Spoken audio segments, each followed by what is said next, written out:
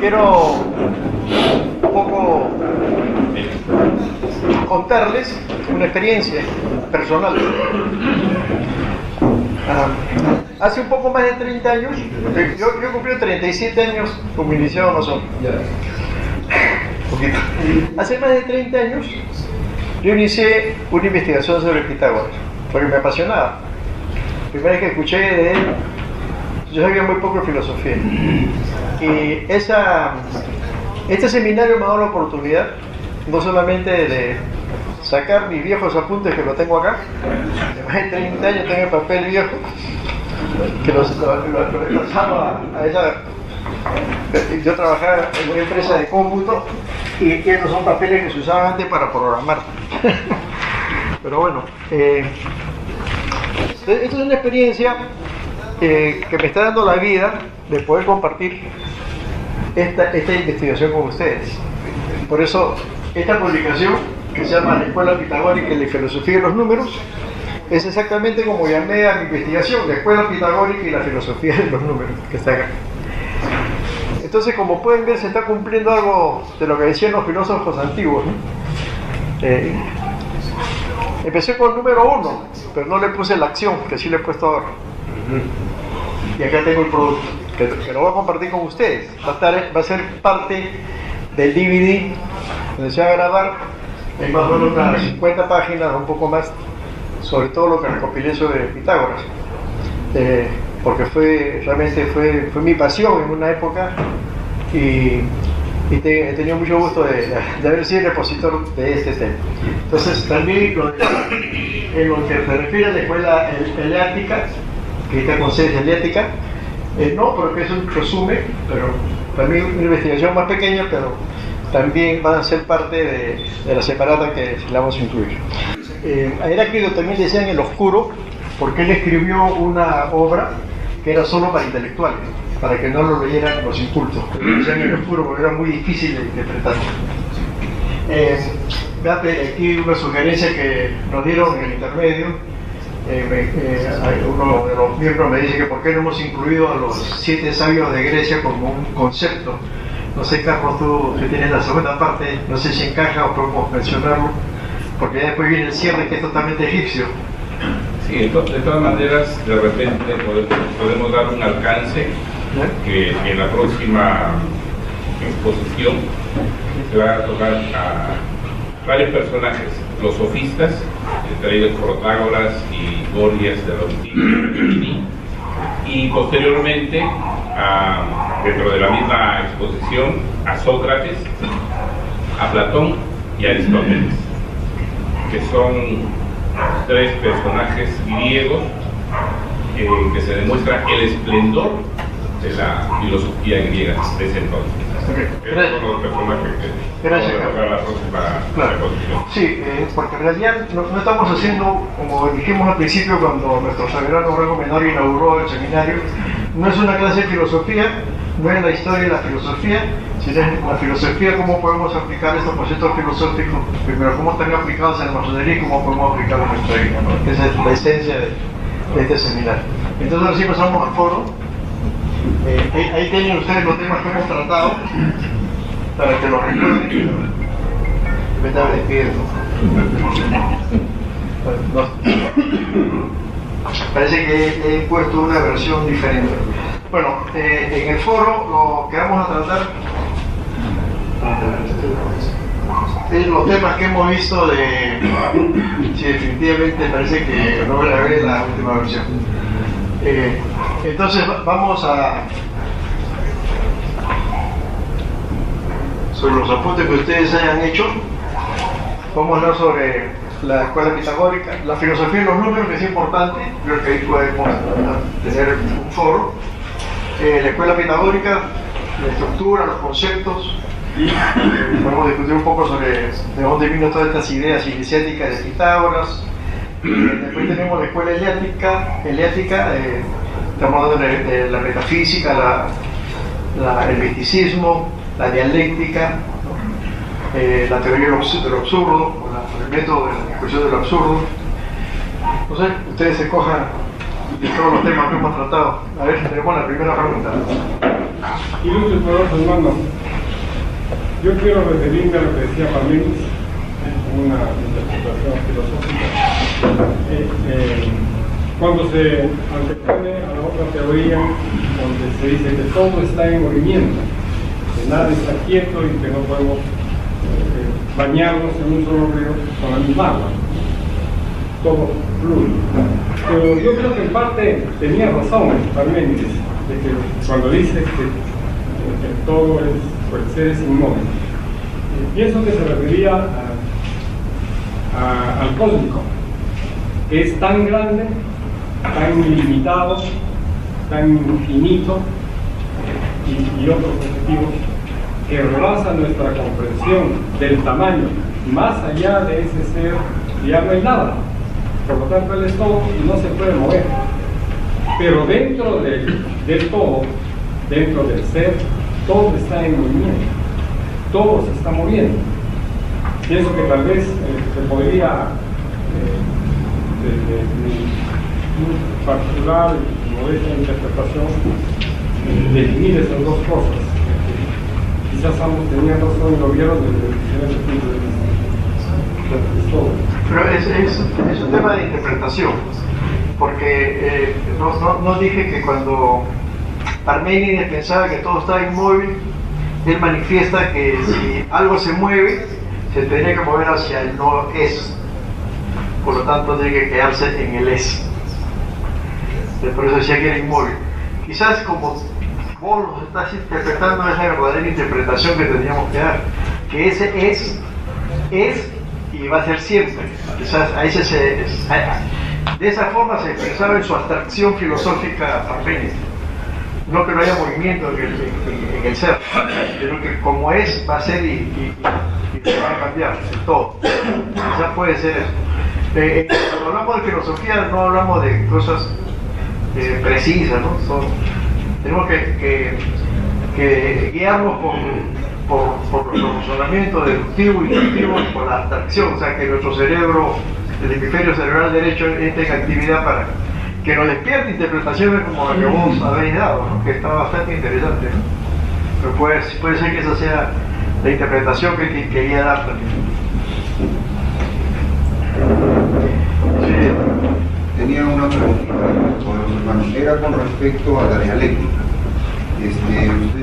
Vos mencionó que la dialéctica es la opinión de los opuestos para encontrar la verdad, ¿no?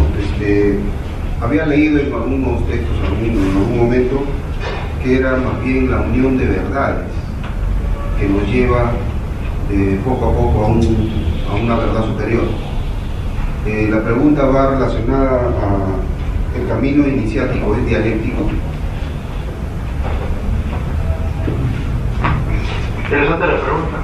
Bueno, la dialéctica, como la esbozan los semióticos, digamos, es un poco la base para que después la enunciara como una filosofía, como la dialéctica ya desde el punto de vista político, desde el punto de vista social, ¿no? Junto con Marx. El mundo iniciático es dialéctico. No sé, yo pienso que el mundo iniciático es probatorio. O sea, no hay algo que se opone, que eso está en nuestra mente. Quizás la lucha que tiene el ser interno no es contra nuestro opuesto, sino más bien es contra un aspecto de esa búsqueda de trascendencia. Es decir, si nosotros vamos por un camino que tenemos que buscar de ser el mejor ser del mundo, lo que se va a oponer a eso no son nuestros conceptos, o sea, no hay dialéctica ahí, sino va a ser la lucha contra lo que no piensa como nosotros. Esa es la parte en que de alguna forma es oposición de contrario, de alguna forma.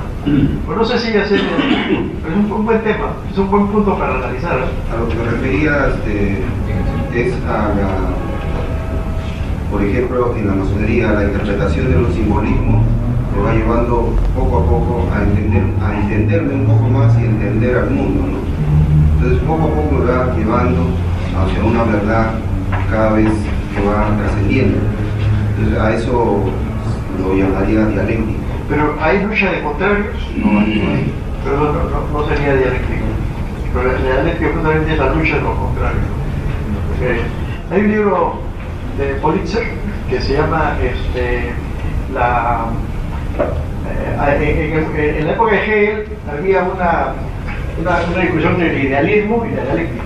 Entonces Pulitzer escribe un libro que se llama el mundo, dialéctica versus idealismo, ¿cierto? El idealismo lo ponía siempre en el tapete el obispo Berkeley, ¿no? Entonces en ese mundo Hegel, porque estamos apartándonos del tema, Hegel, ¿no?, decía que para poder encontrar la verdad, para poder encontrar la idea final, tenemos que olvidarnos de las ideas que no se pueden tocar, que no se pueden ver, tenemos que ir a la idea de las ideas. Entonces, desde el punto de vista dialéctico, la dialéctica es opositora, o sea, es lo contrario del idealismo, de lo ideal, de la mente, del pensamiento. O sea, no sé si por ahí le estoy dando una respuesta, pero es lo que se me ocurrió ahora, ¿no?, cuando pensaba en esa discusión filosófica entre Berkeley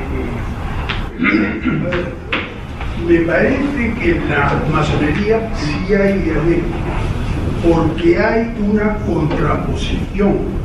Si leemos, por ejemplo, el libro de Albert Pike, que fue soberano gran comendador de la jurisdicción sur del Supremo Consejo Moral Sandón, él se refiere a la masonería a través de la historia y dice que a través del velo hierático y mítico de todas las alegorías y los dogmas antiguos, bajo el sello de todas las obras sagradas en las corroídas piedras de los templos de Nínive o de Tebas, en las faces enegrecidas de las esfinges asirias o egipcias, en los extraños emblemas de nuestros libros de alquimia, en las maravillosas páginas de los Vedas y en las ceremonias de recepción de todas las sociedades de misterios, existen las huellas de una doctrina que es siempre la misma.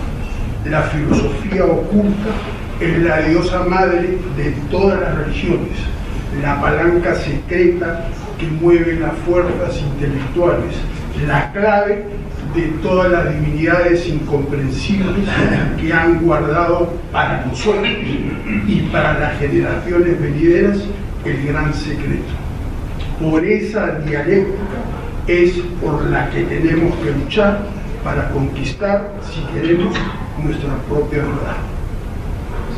Bueno, son personales. Estamos haciendo filosofía porque justamente estamos cuestionando, estamos, ¿no? En mi concepto personal no hay lucha de contrario en lo que dice Albert Pike. Sí, quería complementar justamente la pregunta si era o no iniciático o tenía un proceso iniciático. Parménides define dos posiciones que no son antagónicas, sino son complementarias. Una que va por la razón, por la parte de las ideas y los sentidos, y la otra parte que es la verdad. Uno es el no es y el otro es el es, cuando está.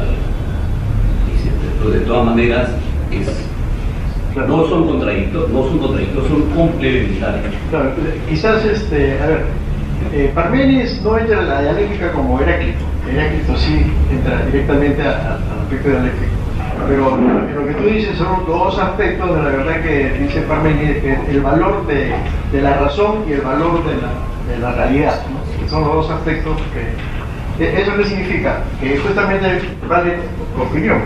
Eso significa que, a ver, esta cosa es como es, pero para mí no es como es, sino es como yo la realizo. Y eso es lo que Parménides trata de decir en esa oposición. O sea, el mundo o el cosmos es como yo lo interpreto, como yo lo realizo en mi interior, como yo lo entiendo en mi interior. Pero es así, no es así, es diferente. Seguramente que es diferente. Por eso, no importan las ideas, es bueno esto, es bueno porque así como se nació la filosofía. Y después seguramente con Platón o con la academia vamos a ver más intensos los debates que hay en ello, ¿no? Pero sí, son interesantes las opiniones. Se puede leer a Albert Pike. Va a volver a leer a Albert Pike. Interesante tu opinión. Sí, está. En este caso no, en mi idea no es una pregunta, sino que lo que estoy dando cuenta es que en la primera clase veíamos filósofos que de alguna manera buscaban, digamos, ¿qué fue primero? El agua, ¿qué fue, no? La naturaleza, la respuesta de la naturaleza. Claro.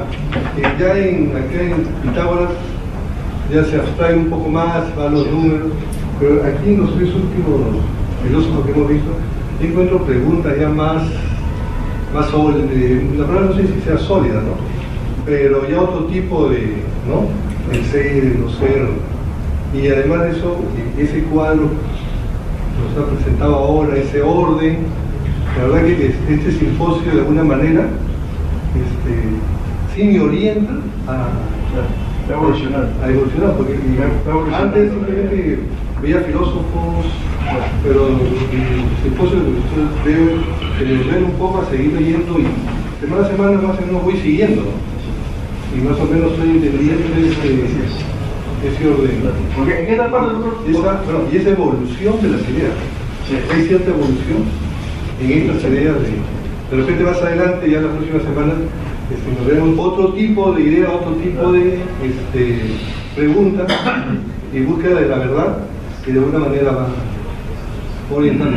Esto que yo quería poner. No, está bien tu conclusión, porque esa es la conclusión que yo tendría que dar acá. Porque es así, ¿no? Los primeros filósofos fueron filósofos observadores del cosmos y la naturaleza para tratar de encontrar las respuestas a sus preguntas. Es el primer nivel de abstracción. Observo, miro y doy alguna respuesta. Pitágoras es el segundo nivel, los pitagóricos son el segundo nivel de abstracción. Los pitagóricos son el segundo nivel de abstracción. Porque ya entran a la parte de la filosofía, los números, las formas, las proporciones, y tratar de encontrar respuestas, ¿no? Por ejemplo, los poligonales, Pitágoras, tratar de dar respuestas y entender más esa abstracción. Y los eleáticos es el tercer nivel de abstracción, que ya hablamos de la dialéctica, la metafísica, el sismo. Claro, conforme avanza el pensamiento filosófico, va a ir profundizándose más este desarrollo hasta llegar a nuestros días, lo que llamamos los filósofos contemporáneos, ¿no? Pero así es, así como lo has dicho, así está también estructurado el seminario. Que no es historia de la filosofía, no es una clase de filosofía, sino son los conceptos filosóficos que están relacionados con nuestro masonería. Quisiera aportar algo respecto a la dialéctica. Claro, muy justo. Precisamente a los opuestos, si quisiera llevar eso al proceso iniciático de dentro de la dialéctica hay algunos métodos que son el método de la contrastación y el método dialéctico, entre otros métodos. Entonces el método dialéctico comprende ante una pregunta, es una sucesión de preguntas y respuestas. De una pregunta surgen varias respuestas, o positivas o negativas, según lo que la pregunta. Y ante cada una de esas respuestas surgen nuevas preguntas. Y ante esas nuevas preguntas surgen otras respuestas. Y así es como un río. ¿Qué pasa? Cuando empieza el proceso iniciático en la masonería, la iniciación al grado de aprendiz, hay muchas preguntas antes de la iniciación. Desde que ya es candidato y entra al cuarto de reflexiones. Ley, muchas preguntas. Esas preguntas son respondidas en el momento de la iniciación, pero después de eso surgen nuevas preguntas que se inquiere el mismo aprendiz, y esas preguntas son satisfechas otra vez en la iniciación, en el alto grado de compañero. Le responden. Cuando ya es compañero, surgen nuevas preguntas en él, y esas preguntas son respondidas con la exaltación. Cuando ya se ha exaltado, parece que ya estuviera satisfecho. Pasaba las preguntas porque ahí termina el proceso iniciático de la manía simbólica. Pero no, surgen más preguntas, más dudas, y se encuentra perdido entre el padre y el compás. y viene al cuarto grado, donde tienen que estudiar la conciencia. Con el cuarto grado encuentra respuestas, muchas respuestas, pero después otra vez empieza a perderse, a dudar y a preguntarse, y viene el quinto grado, que se da por comunicación, el sexto grado, el séptimo, el noveno, y así hasta el grado 33. Y yo no he llegado al 33, pero supongo que cuando he llegado al 33, después surgen más preguntas. No he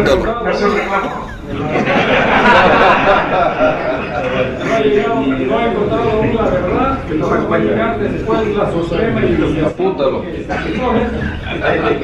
Se expone cuando llega la transición, o sea, la muerte.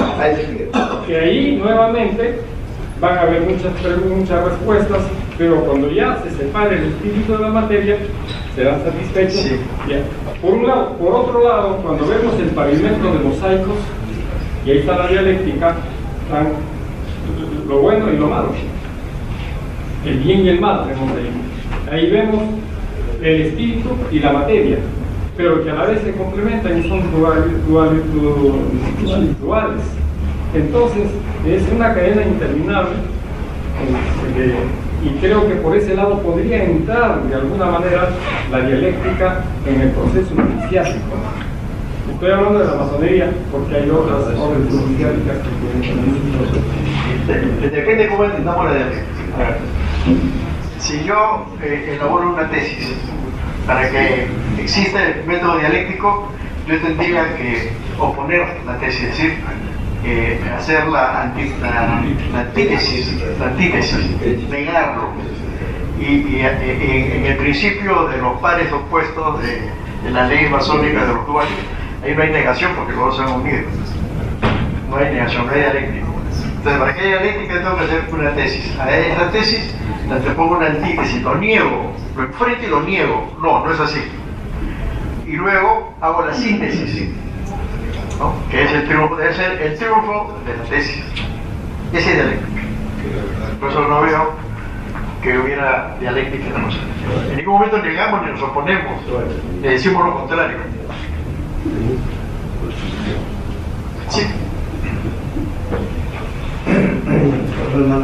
Creo que el punto de vista de la masonería es distinta. Y en los 10 principios se plantea de Pitágoras justamente la dualidad de la oscuridad y la luz, la otra dualidad de lo bueno y lo malo. Nosotros lo enfocamos de distinta forma, porque trabajamos en base a la superación, al perfeccionamiento. Entonces, la posición de contrarios acá, es decir, ¿qué es más, la luz o la oscuridad? No se discute. Se trata de que la luz salga frente y, lógicamente, la oscuridad quede de lado. O, por ejemplo, lo bueno que se imponga sobre lo malo. Nosotros nos perfeccionamos. Siempre hablamos de la ética masónica, de la moral masónica. ¿Y esto para qué? Para llegar a perfeccionarnos mediante la ética, formulando los principios morales, y mediante la moral, ejecutando, es decir, la conducta. Porque si nosotros decimos una cosa y hacemos otra, ya no hay digamos el desarrollo masónico, podríamos decir así. Yo creo que en ese sentido no se da, como vos dices muy bien, no se da la dialéctica, pero sí se da el perfeccionamiento gradual para alcanzar la luz, o para dar la luz frente a la oscuridad, y para salir de lo malo y conseguir lo bueno. Gracias. Solamente una opinión rápida. Por ejemplo, en una discusión filosófica, luz y oscuridad, bien y mal, se concluye que la oscuridad no existe ni el mal existe, porque la oscuridad es ausencia de luz. O sea, lo que existe es la luz. Cuando no hay luz hay oscuridad. Es lo que llamamos oscuridad. Es y no es, como decía Freud. Mientras que lo otro es igual, ¿no? El mal es ausencia de bien. Por lo tanto, no existe el mal por sí mismo, sino que el mal se da porque no hay bien. Lo que existe es el bien. El bien es el es. Sí, tenía una preguntita con respecto a la curación con sonido. Con sonidos musicales, con notas musicales. Ese sonido musical en realidad son vibración. Sí, es. ¿Cierto? Entonces,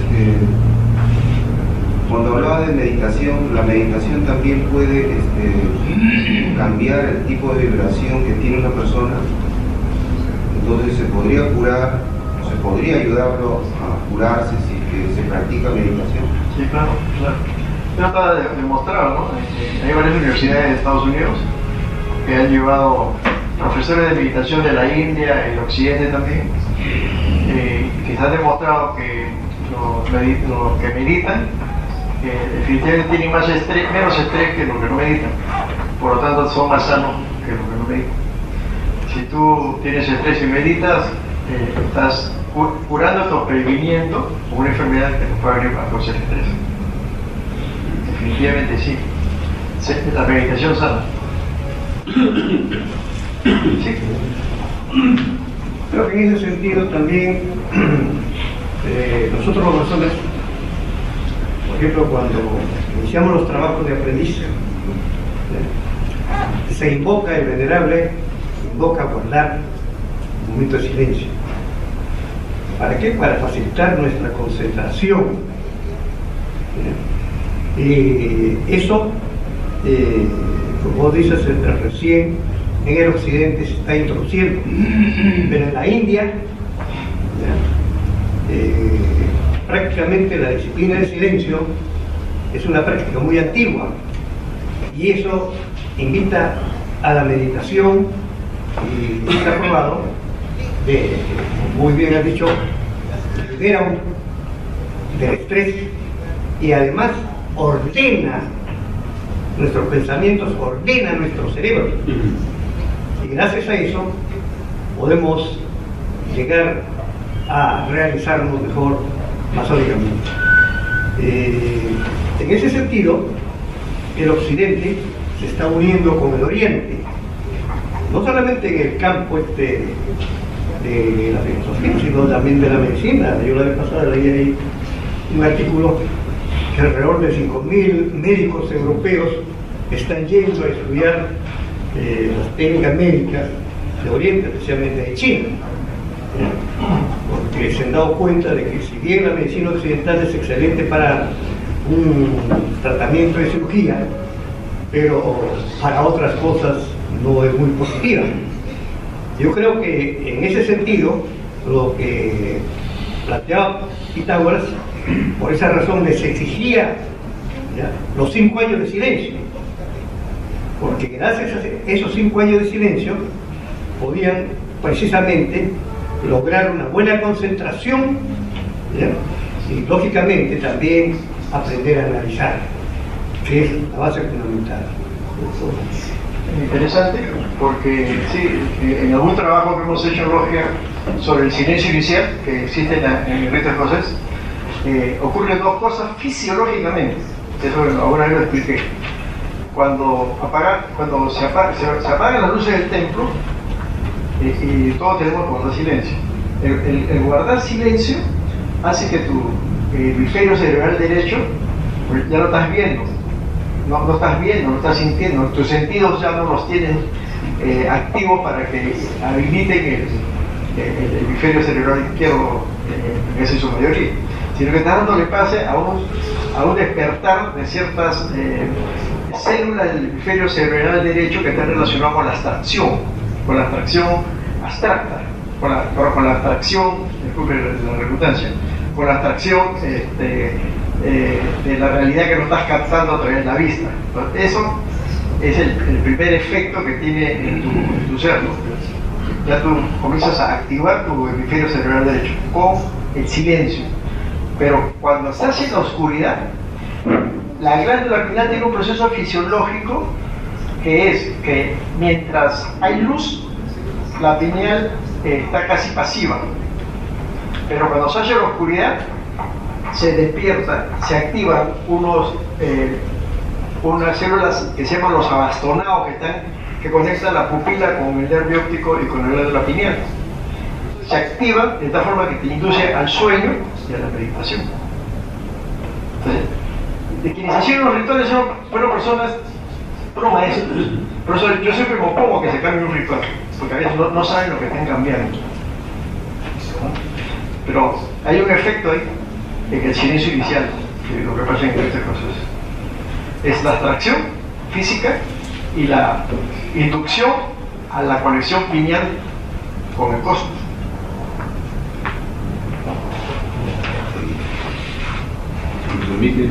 Sí, Gracias. Hay una teoría que nace aproximadamente 200 años aquí, que después de 2200 años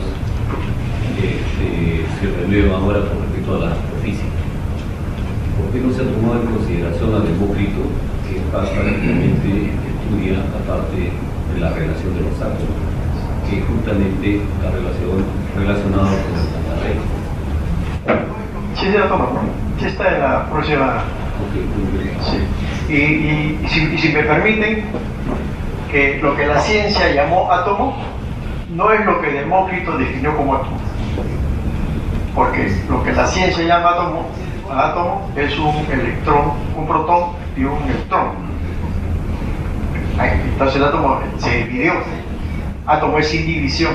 Lo que decía Demócrito se refería al electrón, que sí no tiene división. El primer corpúsculo es la primera masa de energía visible, sin división. Los científicos se apresuraron a llamar átomo a lo que no era átomo.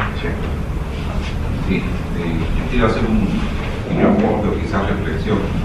Estas tres generaciones de filósofos, podemos ver de que cada uno de ellos tiene su teoría o su doctrina, desarrolla sus estilos en sus escuelas.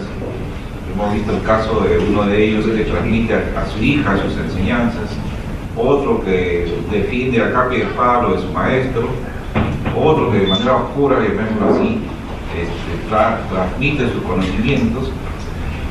Pero juntando todo eso, mi apreciación es que estas tres generaciones de filósofos no pueden plasmar su verdad, no pueden escribirla, no pueden, digámoslo así, formularla. Y por lo tanto, mi apreciación es que existe una frustración filosófica porque sus verdades no pueden ser escritas y dejadas como enseñanza futura como verdad absoluta. Si nos proyectamos hacia tiempos recientes, sabemos que ya hay una fórmula de la luz. Entonces, esa es mi apreciación.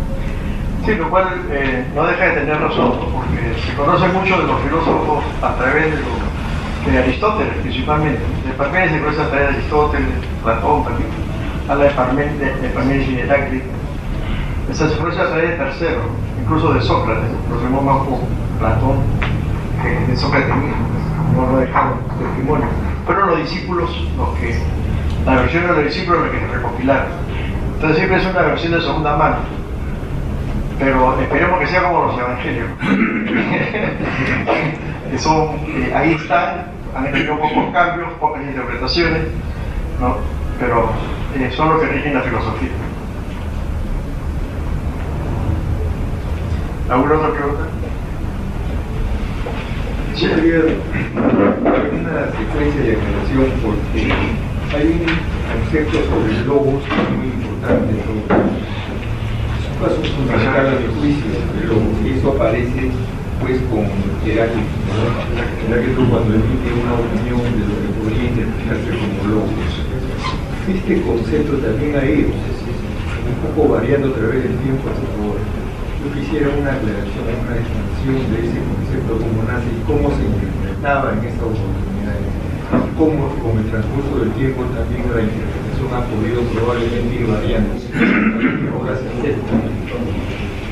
Bueno, a mi parecer, el concepto de logos de Heráclito viene de alguna concepción, y habría que traducir bien la palabra logos, asociación, en su escritura griega, tal como fue realizado, ¿no? Logos. Quizás se refirió a pensamiento, porque de ahí luego viene la lógica. Pero logos también luego es interpretado como la palabra creadora, ¿no? O como el principio creador, o como, no sé, de diferentes maneras. Pero a mi parecer lo que expresó Heráclito como logos fue el pensamiento creador, el logos, como pensamiento que define la gloria.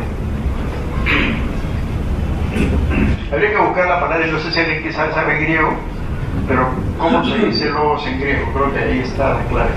Porque el problema que hemos tenido, y también acá pintan los evangelios, es que los evangelios fueron escritos en arameo y en sánscrito, que ha sido traducido pésimamente. Igual, ¿no? Los que han interpretado los filósofos griegos han tenido que traducir del griego antiguo al moderno, del moderno los diferentes lenguajes. Entonces quizás ahí habría que hacer una abstracción también para entender lo que quiso decir Heráclito. Pero eso refería a todo, ¿no? Como un pensamiento. Yo lo hace como un pensamiento, como una chispa, ¿no? Entonces, es que la filosofía se debe sentir más que expresar, como ya decía Parménides. Es un sentimiento interior que tú lo sientes como verdad, que es lo que dijo Parménides. Cuando él regresó, dijo, todo esto lo he visto y por eso despierta mi característica de un pastor. Vengo con una intuición y compuso un poema, un sentimiento. Y habla la filosofía, son filosofía de amor al conocimiento, ¿no? Porque es algo que te nace adentro, el pecho, como tú lo entiendes. O sea, todo lo que están expresando acá, como cada uno lo ha entendido, es filosofía. Entonces, como entendamos esos conceptos de los filósofos, eso es verdad para nosotros. Como lo sintamos que es cierto, como lo sintamos nosotros que es verdad. Debería ser el principio masónico de cada uno tiene. Pero es que lo es, porque cuando nosotros le decimos a un aprendiz que interprete los símbolos, nos lo pueden interpretar de 50.000 maneras diferentes. Es lo que ellos sienten, y eso para ellos es su verdad. Por lo tanto tenemos que aceptar esa verdad. La batería es así. Es un sentimiento, ¿no? Es lo que tú sientes en tu interior. No es lo que lees en internet. Eso lo hemos discutido bastante en el Supremo Consejo. Con cómo hacer masonería, cómo hacer docencia masónica. No cómo hacer docencia masónica haciendo que todos repitan lo mismo. Tienes que venir y decir, ¿qué entendiste tú de esto? Es así como, o sea, es la filosofía aplicada a la masonería. El libre pensador. Así es. El libre pensador, así es. Tenemos que ser libres de mente, libres pensadores, expresar lo que sentimos de la verdad. Porque la verdad no la tiene nadie. La vez pasada hicimos un ejercicio con lo que es Dios. Si todos, ¿no? Escribimos que es Dios, y todo el mundo nos escribe acá cosas diferentes. Pero ¿cómo es? Porque no podemos describir algo que sentimos en nuestro interior, es muy difícil. Es como decía Parménides, no es como lo defines, ¿no? No es uniforme. No puede. Claro, es un sentimiento interno y hay una mezcla de tus dos, tu intelecto y tu sentimiento, la razón y el sentimiento. Aquí está ¿cómo se dice logos en griego? Y la palabra en cuanto a meditar, reflexionar, razonar. Pues digo, para mí no es un pensamiento, es lo que sale de la razón. Aoyo, pero ¿no? En griego. Aoyo. Sí. O sea, es difícil traducir logos, o sea, sean mal traducidos también. Es la razón. Yo pienso que es así, algo así. No, yo pienso que así es. Yo pienso que esto es del todo, dijo. Estudian los que se gradúan de doctores en filosofía. Sí, justo Guillermo que dice, tenemos que aprender griego para aprender filosofía, ¿no? Van a aprender griego. Los que estudian, los que se gradúan de doctores en filosofía, para poder ingresar a la universidad tienen que saber griego en Europa. Tengo varios amigos doctores en filosofía. Te están aprovechando la wifi del Supremo, ¿no?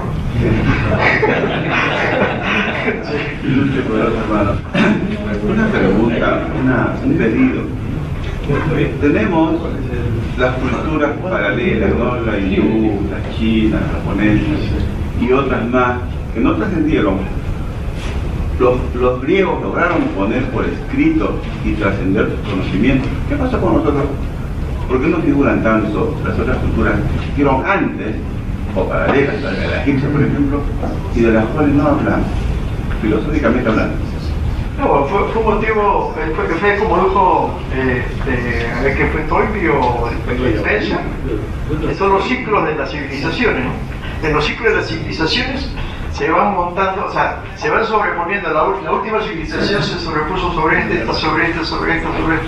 Entonces la inicial como que desaparece y quedan vestigios que después los que estamos 4.000 años después queremos interpretarlo, ¿no? Porque hay un poco de vestigio. Entonces eso es lo que pasa, teníamos que volverlo no solamente filósofos, arqueólogos, pero así es, ¿no? Han desaparecido muchas cosas. Describirlo y que no. Pero igualmente han aparecido en los templos egipcios, hay muchas cosas. Por ejemplo, la cábala, según la mayoría de los judíos, es judía. Y no es así. La cábala que se han encontrado papiros que define todo el árbol cabalístico. Y lo voy a matar, ¿no? Despierte, porque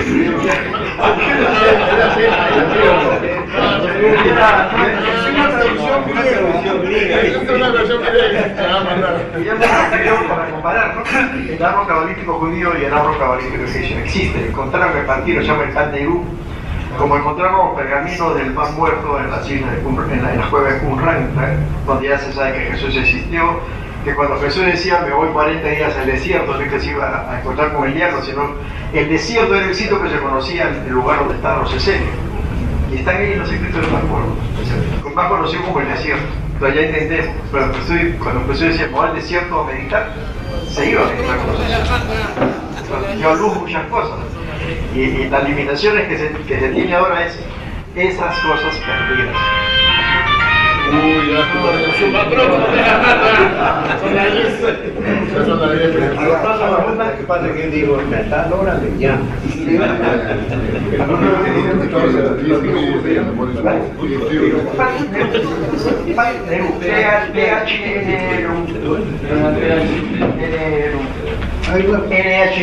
Una pregunta.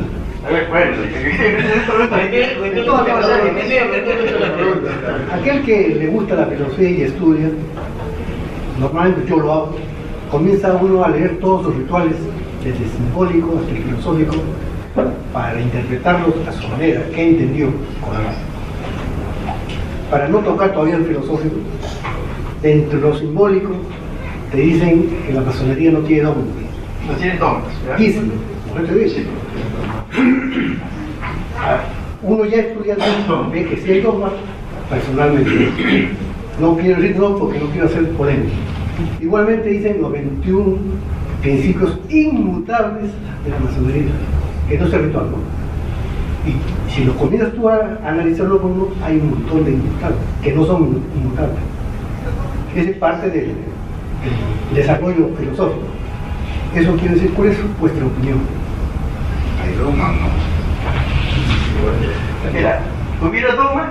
Antes que termine, acá hubo un seminario sobre eso hace muchos años, no sé si no existía ese seminario. Sí, escuché porque trabajaba abajo.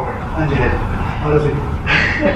Bien, a ver, la masonería, el único dogma que tiene la masonería es la creencia en la inmortalidad y la dimensión superior. Sin eso no puede ser masonería, después no te pones nada más. ¿Acaso te dice que si tú vienes si tú no vienes a una tenida vas a quemarte en el infierno? No hay dogma. Te obliga a que tú entiendas el ritual, como te lo dice primero siendo original, te lo dice tu libre interpretación. ¿Dónde está el dogma? No, al final del seminario puede decir, porque ahorita no quiero hablar. Entonces esperamos ya sabes, prepárate para la pregunta del dogma. Los principios inmutables. Pero eso yo pienso que son acuerdos, ¿no? Acuerdos que pueden ya no estar vigentes posiblemente. No, por eso que hay ahora la masonería está vista, porque han reaccionado contra los famosos principios inmutables. Pero bueno, se entiende que si lo respetamos no lo vamos a revisar, aunque no se adecue a la época moderna, así fue lo mismo. Pero fíjate, en la masonería uno de sus principios era que ningún hombre inválido con un defecto físico podía ser masón. Y tú estás aquí. ¿Acaso son porque ya no somos alcoholizados, no somos modernizados. Pero yo sí no estoy de acuerdo que entren las mujeres todavía.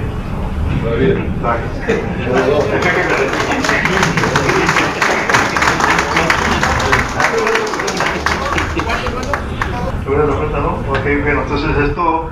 Muchas gracias.